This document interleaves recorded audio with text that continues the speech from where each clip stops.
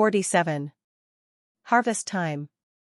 For a year Jo and her professor worked and waited, hoped and loved, met occasionally, and wrote such voluminous letters that the rise in the price of paper was accounted for, Laurie said. The second year began rather soberly, for their prospects did not brighten, and Aunt March died suddenly.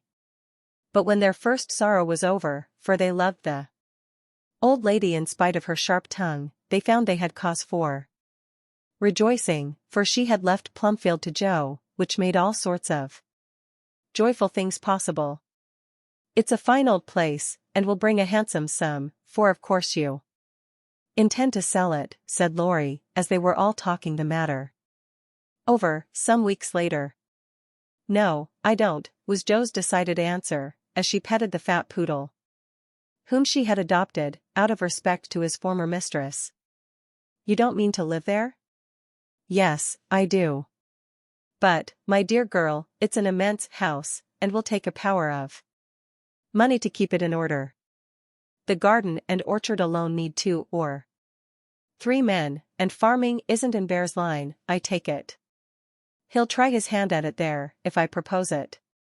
And you expect to live on the produce of the place? Well, that sounds paradisiacal, but you'll find it desperate hard work. The crop we are going to raise is a profitable one, and Jo laughed. Of what is this fine crop to consist, ma'am? Boys. I want to open a school for little lads, a good, happy, homelike school, with me to take care of them, and Fritz to teach them. There's a truly joyous plan for you. Isn't that just like her? Cried Laurie, appealing to the family, who looked as much surprised as he. I like it, said Mrs. March, decidedly.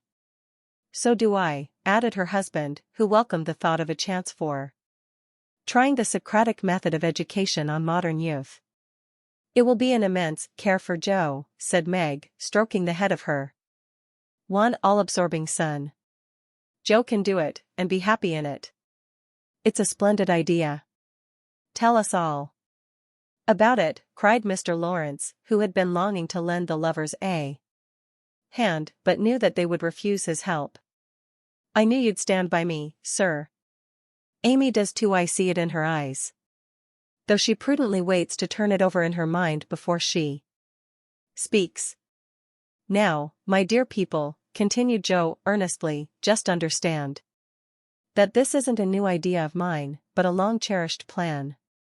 Before my Fritz came, I used to think how, when I'd made my fortune, and no one needed me at home, I'd hire a big house, and pick up some poor, forlorn little lads, who hadn't any mothers, and take care of them, and make life jolly for them before it was too late. I see so many going to ruin for want of help at the right minute. I love so to do anything for them. I seem to feel their wants, and sympathize with their troubles, and, oh, I should like to be a mother to them. Mrs. March held out her hand to Jo, who took it, smiling, with tears in her eyes, and went on in the old enthusiastic way, which they had not seen for a long while. I told my plan to Fritz once, and he said it was just what he would like, and agreed to try it when we got rich. Bless his dear heart, he's been doing it all his life, helping poor boys, not getting rich, that he'll never be. Money doesn't stay in his pocket long enough to lay up any. But now, thanks to my good old aunt, who loved me better than I ever deserved, I'm rich, at least I feel so, and we can live at Plumfield perfectly well if we have a flourishing school. It's just the place for boys. The house is big, and the furniture strong and plain. There's plenty of room for dozens inside, and splendid grounds outside. They could help in the garden and orchard. Such work is healthy, isn't it, sir? Then Fritz can train and teach in his own way, and father will help him. I can feed and nurse and pet and scold them, and mother will be my standby. I've always longed for lots of boys, and never had enough. Now I can fill the house full, and revel in the little dears too. my heart's content. Think what luxury, Plumfield my own, and a wilderness of boys to enjoy it with me. As Jo waved her hands, and gave a sigh of rapture, the family went off into a gale of merriment, and Mr. Lawrence laughed till they thought he'd have an apoplectic fit. "I don't see anything funny," she said gravely, when she could be heard. "Nothing could be more natural or proper than for my professor to open a school, and for me to prefer to reside on my own estate." "She is putting on airs already," said Laurie, who regarded the idea in the light of a capital joke. "But may I inquire how you intend to support the establishment? If all the pupils are little ragamuffins, I'm afraid your crop won't be profitable in a worldly sense, Mrs. Bear." "Now don't be a wet blanket, Teddy. Of course I shall have rich pupils. Also, perhaps begin with such altogether, then, when I've got a start, I can take a ragamuffin or two, just for a relish." Rich pupils. Children often need care and comfort, as well as poor. I've seen unfortunate little creatures left to servants, or backward ones pushed forward when it's real cruelty. Some are naughty through mismanagement or neglect, and some lose their mothers. Besides, the best have to get through the hobbledehoy age, and that's the very time they need most patience and kindness. People laugh at them and hustle them about, try to keep them out of sight, and expect them to turn, all at once, from pretty children into fine young men. They don't complain much, plucky little souls, but they feel it. I've been through something of it, and I know all about it. I've a special interest in such young bears, and like to show them that I see the warm, honest, well-meaning boys' hearts, in spite of the clumsy arms and legs and the topsy-turvy heads. I've had experience, too, for haven't I brought up one boy to be a pride and honor to his family? I'll testify that you tried to do it," said Laurie, with a grateful look. "And I've succeeded beyond my hopes, for here you are, a steady, sensible businessman, doing heaps of good with your money, and laying up the blessings of the poor, instead of dollars. But you are not merely a businessman, you love good and beautiful things, enjoy them yourself, and let others go halves, as you always did in the old times. I'm proud of you, Teddy, for you get better every year, and everyone feels it, though you won't let them say so. Yes, and when I have my flock, I'll just point to you, and say, there's your model, my lads." Poor Laurie didn't know where to look, for, man though he was, something of the old bashfulness came over him as this burst of praise made all faces turn approvingly upon him. "I say, Jo, that's rather too much," he began, just in his old boyish way. "You have all done more for me than I can ever thank you for. Except by doing my best not to disappoint you. You have rather cast me off lately, Jo, but I've had the best of help, nevertheless, so, if I've got on at all, you may thank these two for it," and he laid one hand gently on his grandfather's white head, the other on Amy's golden one. For the three were never far apart. "I do think that families are the most beautiful things in all the world," burst out Jo, who was in an unusually uplifted frame of mind just then. "When I have one of my own, I hope it will be as happy as the three I know and love the best. If John and my Fritz were only here, it would be quite a little heaven on earth," she added more quietly. And that night, when she went to her room, after a blissful evening of family councils, hopes, and plans, her heart was so full of happiness that she could only calm it by kneeling beside the empty bed always near her own, and thinking tender thoughts of Beth. It was a very astonishing year altogether, for things seemed to happen in an unusually rapid and delightful manner.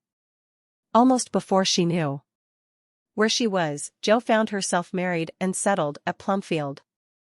Then a family of 6 or 7 boys sprung up like mushrooms, and flourished Surprisingly, poor boys as well as rich, for Mr. Lawrence was continually finding some touching case of destitution, and begging the bears to take pity on the child, and he would gladly pay a trifle for its support.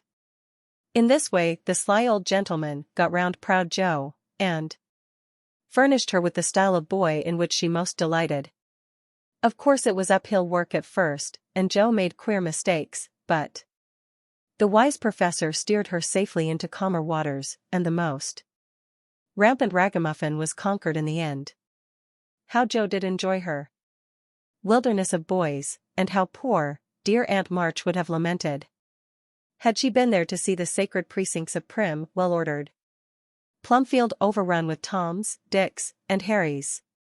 There was a sort of poetic justice about it, after all, for the old lady had been the terror of the boys for miles round, and now the exiles feasted freely on forbidden plums, kicked up the gravel with profane boots unreproved, and played cricket in the big field where the irritable cow with a crumpled horn used to invite rash youths to come and be tossed. It became a sort of boys' paradise, and Laurie suggested that it should be called the Beargarten, as a compliment to its master and appropriate to its inhabitants. It never was a fashionable school, and the professor did not lay up a fortune, but it was just what Jo intended it to be, a happy, home-like place for boys who needed teaching, care, and kindness. Every room in the big house was soon full, every little plot in the garden soon had its owner, a regular menagerie appeared in barn and shed, for pet animals were allowed, and, 3 times a day, Jo smiled at her Fritz from the head of a long table lined on either side with rows of happy young faces, which all turned to her with affectionate eyes, confiding words, and grateful hearts, full of love for Mother Bear. She had boys enough now, and did not tire of them, though they were not angels, by any means, and some of them caused both Professor much trouble and anxiety. But her faith in the good spot, which exists in the heart of the naughtiest, sauciest, most tantalizing little ragamuffin gave her patience, skill, and, in time, success, for no mortal boy could hold out long with Father Bear shining on him as benevolently as the sun, and Mother Bear forgiving him 70 times 7. Very precious to Jo was the friendship of the lads, their penitent sniffs and whispers after wrongdoing, their droll or touching little confidences, their pleasant enthusiasms, hopes, and plans, even their misfortunes, for they only endeared them to her all the more. There were slow boys and bashful boys, feeble boys and riotous boys, boys that lisped and boys that stuttered, 1 or 2 lame ones, and a merry little quadroon, who could not be taken in elsewhere, but who was welcome to the Beargarten, though some people predicted that his admission would ruin the school. Yes, Jo was a very happy woman there, in spite of hard work, much anxiety, and a perpetual racket. She enjoyed it heartily, and found the applause of her boys more satisfying than any praise of the world, for now she told no stories except to her flock of enthusiastic believers and admirers. As the years went on, 2 little lads of her own came to increase her happiness, Rob, named for Grandpa, and Teddy, a happy-go-lucky baby, who seemed to have inherited his papa's sunshiny temper as well as his mother's lively spirit. How they ever grew up alive in that whirlpool of boys was a mystery to their grandma and aunts, but they flourished like dandelions in spring, and their rough nurses loved and served them well. There were a great many holidays at Plumfield, and one of the most delightful was the yearly apple picking, for then the Marches, Lawrences, Brooks, and Bears turned out in full force, and made a day of it. 5 years after Jo's wedding, one of these fruitful festivals occurred, a mellow October day, when the air was full of an exhilarating freshness which made the spirits rise, and the blood dance healthily in the veins. The old orchard wore its holiday attire.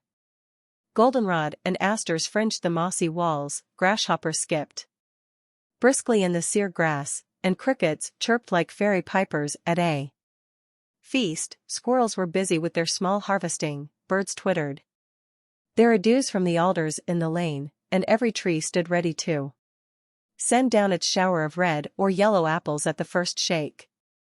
Everybody was there, everybody laughed and sang, climbed up and tumbled down. Everybody declared that there never had been such a perfect day or such a jolly set to enjoy it, and every one gave themselves up to the simple pleasures of the hour as freely as if there were no such things as care or sorrow in the world.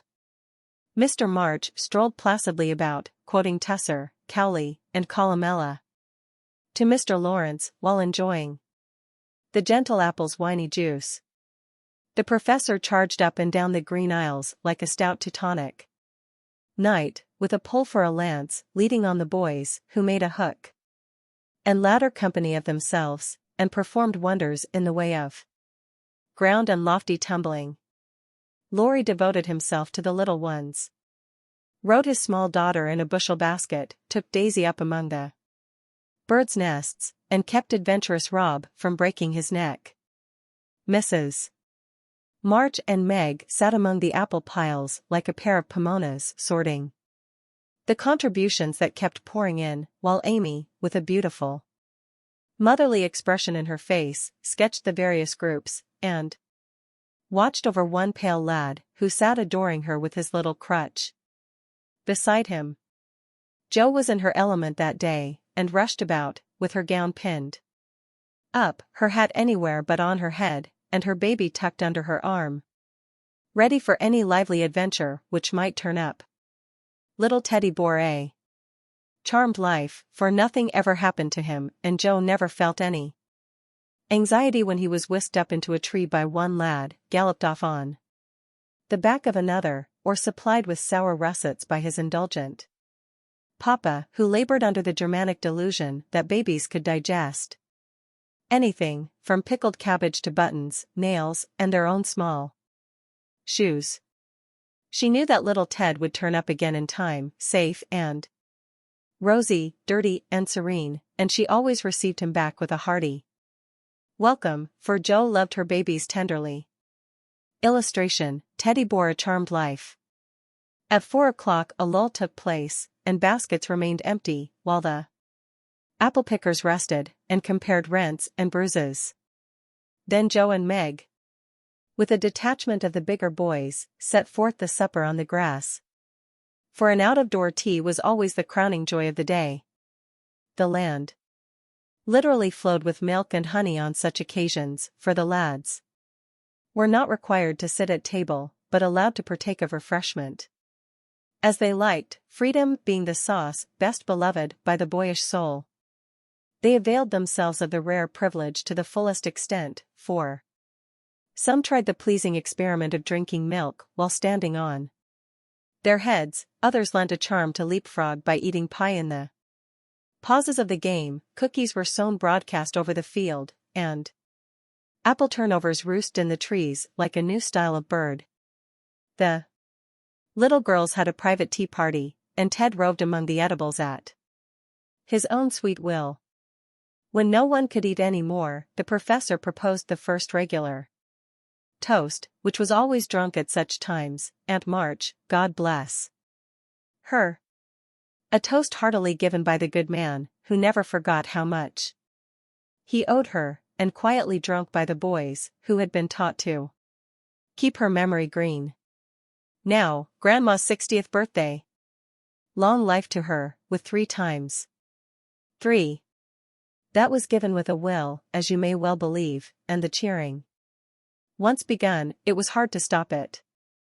Everybody's health was proposed, from Mr. Lawrence, who was considered their special patron, to the astonished guinea pig, who had strayed from its proper sphere in search of its young master.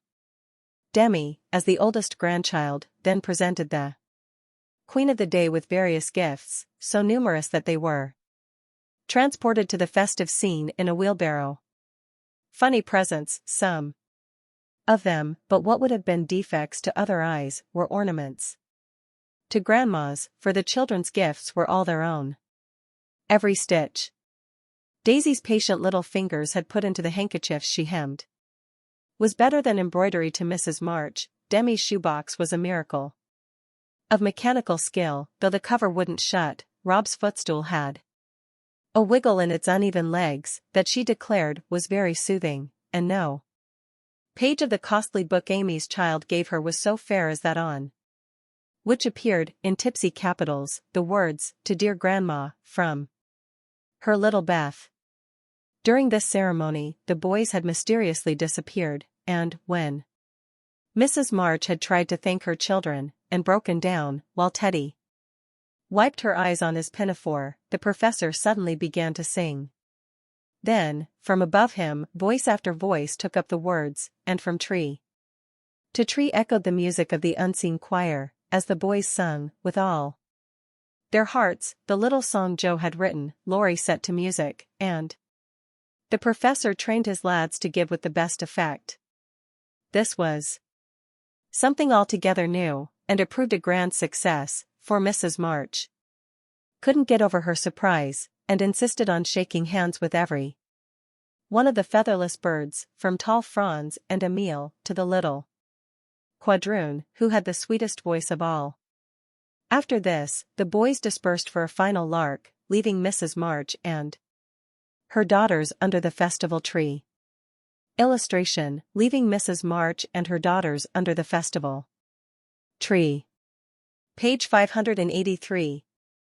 I don't think I ever ought to call myself Unlucky Joe again, when my greatest wish has been so beautifully gratified, said Mrs. Bear, taking Teddy's little fist out of the milk pitcher, in which he was rapturously churning.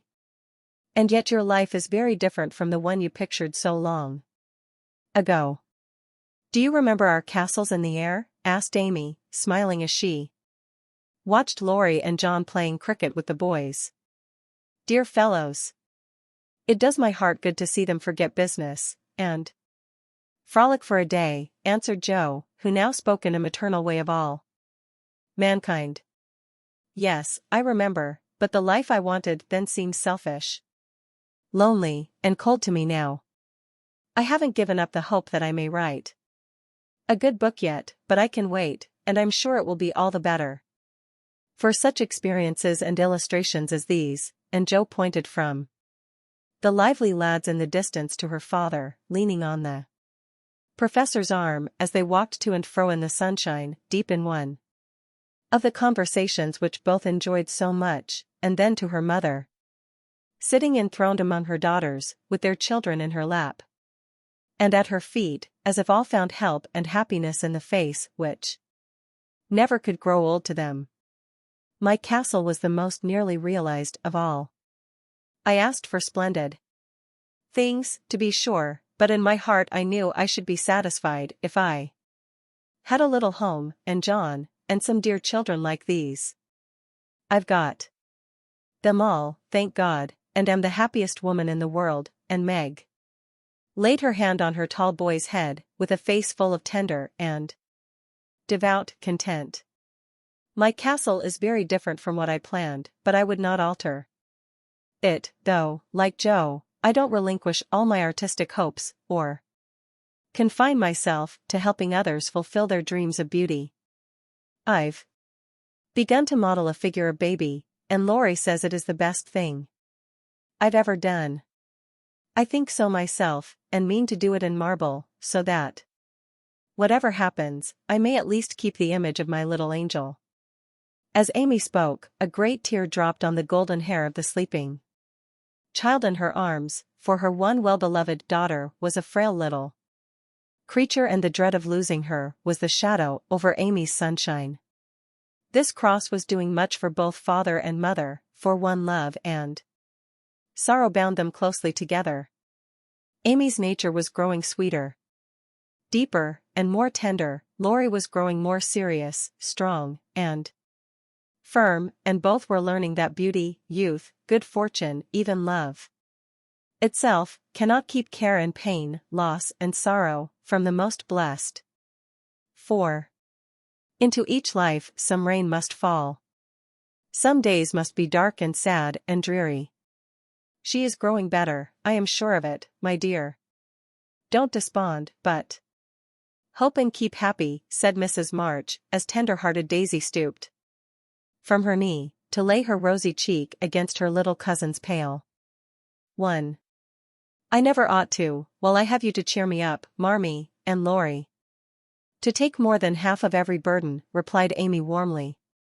He never lets me see his anxiety, but is so sweet and patient with me, so devoted to Beth, and such a stay and comfort to me always, that I can't love him enough. So, in spite of my one cross, I can say with Meg, thank God. I'm a happy woman.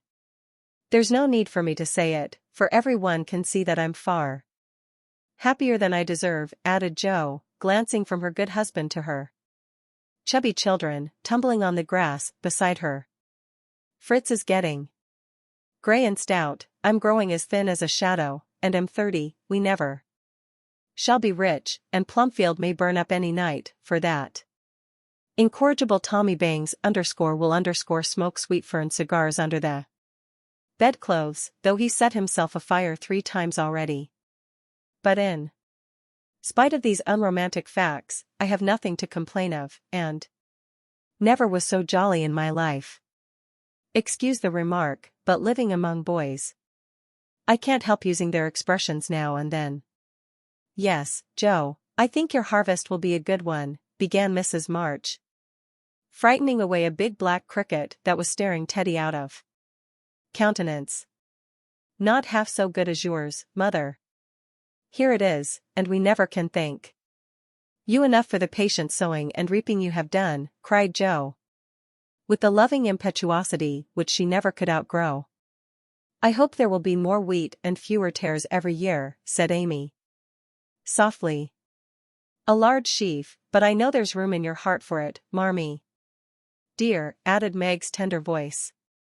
Touched to the heart, Mrs. March could only stretch out her arms, as if to gather children and grandchildren to herself, and say, with face and voice full of motherly love, gratitude, and humility, oh, my girls, however long you may live, I never can wish you a greater happiness than this. Illustration, Tailpiece.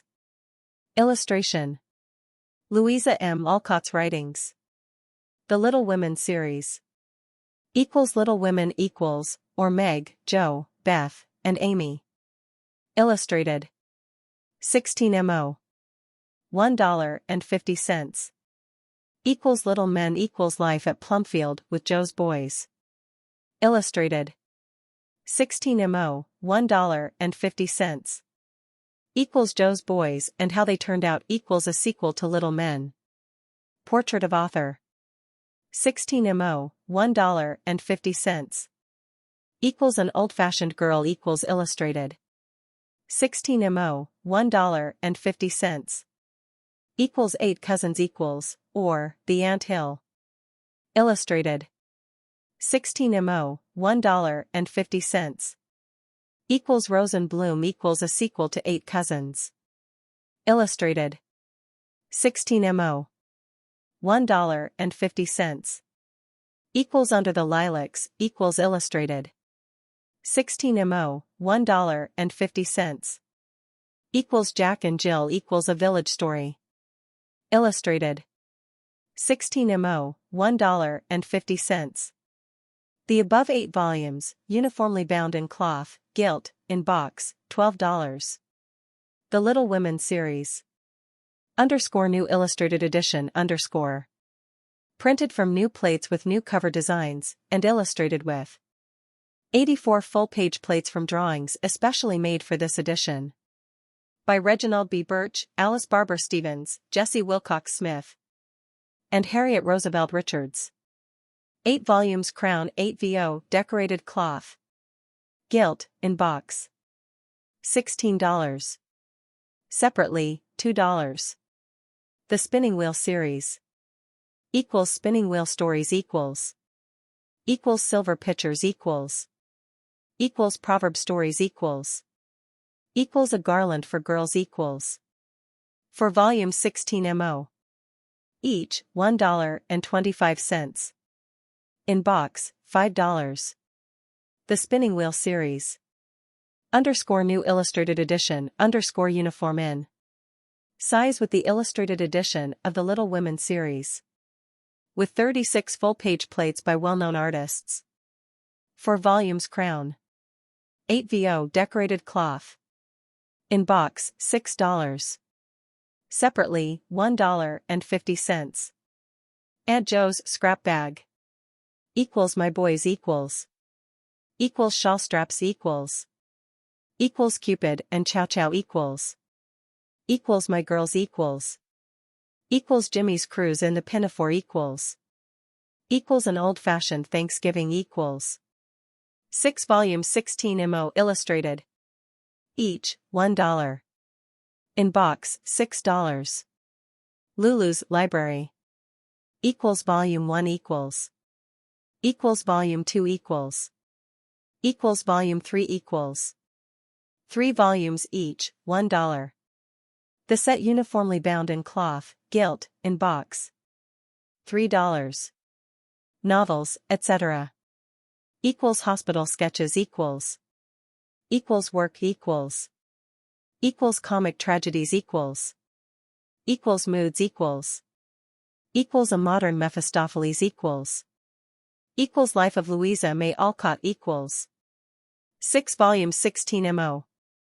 Each, $1.50. Little, Brown, and Company.